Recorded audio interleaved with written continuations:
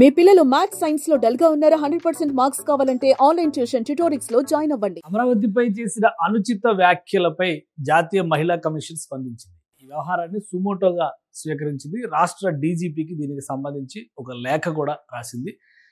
ఈ వ్యవహారంలో జరిగినటువంటి వాస్తవాలు ఏంటనే దానిపైన ఒక నివేదిక సమర్పించాల్సిందిగా ఆదేశించింది. మరోవైపు ఈ కేసులో అరెస్ట్ అయినటువంటి కొమ్మినేని శ్రీనివాసరావుకి 14 రోజుల రిమాండ్ విధించింది కోర్టు. సో ఇప్పుడు ఒకసారి చూద్దాం ఏమి ఉమెన్ కమిషన్ ఏ అంశాలను ప్రస్తావించింది. దీనికి సంబంధించినటువంటి ఒక ట్వీట్ కూడా చేసింది. ఈ కమిషన్ చేసినటువంటి అంశం ఏంటి? నేషనల్ కమిషన్ ఫర్ ఉమెన్ చేసినటువంటి comments. Commission has taken suo motu cognizance of media reports alleged derogatory remarks made by journalist VVR Krishnaraju against Amravati women during a TV debate. Referring to Amravati as a capital of prostitutes is an outrageous insult to women farmers. NCW strongly condemned such unacceptable and inciting statements in public discourse. The chairperson Srimati Vijaya Rahatkar has written a letter to DGP of Andhra Pradesh directing him a swift and time-bound investigation and strict action against Mr. Krishnaraju under relevant laws. A detailed action taken report has been sought from the concerned authorities within 3 days.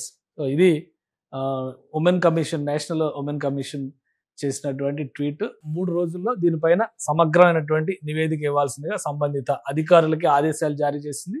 అలానే రాష్ట్ర డీజీపీకి క్లియర్గా letter రాశారు. ఈ వ్యాఖ్యలు చేసినటువంటి సందర్భం కానీ దానికి సంబంధించినటువంటి అంశాలు, ఎవిడెన్సెస్ అంటే వాస్తవాలు ఏంటి అనేది తెలియజెప్పాల్సినటువంటి అవసరం ఉందని నేషనల్ కమిషన్ ఫర్ ఉమెన్ ఇది ఇచ్చినటువంటి డైరెక్షన్. సుమోటోగా ఈ కేసుని విచారణకి స్వీకరించింది. ఆంధ్రప్రదేశ్లో కూడా మహిళా కమిషన్ ఆల్రెడీ దీనిపైన యాక్షన్ మొదలుపెట్టినట్టుగా చెప్పింది. అంతకంటే ముందు నేషనల్ కమిషనే రియాక్ట్ అయింది.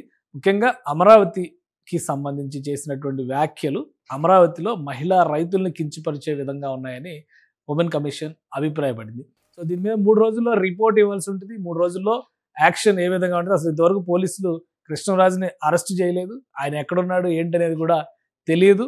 ఓన్లీ కొమ్మినేని శ్రీనివాసరావుని మాత్రమే అరెస్ట్ చేశారు. ఈ కేసులో 1, 2, 3 A1, A2, A3 చెప్పినటువంటి వాటిలో A2ని మాత్రమే అరెస్ట్ చేయగలిగారు.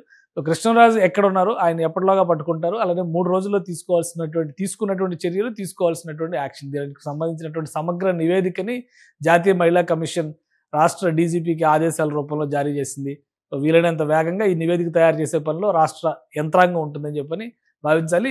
ఇక కృష్ణరాజుకు సంబంధించినటువంటి అన్వేషణ కొనసాగుతుందని చెప్పని పోలీసు వర్గాలు చెబుతున్నాయి. ఆయన ఎక్కడున్నారనేది ట్రేస్ చేసే పనిలో నిమగ్నమయ్యాయి. సుమన్ టీవీలో మీ పర్సనల్ అండ్ బిజినెస్ ప్రమోషన్స్ కోసం కింది నెంబర్కి కాంటాక్ట్ చేయండి.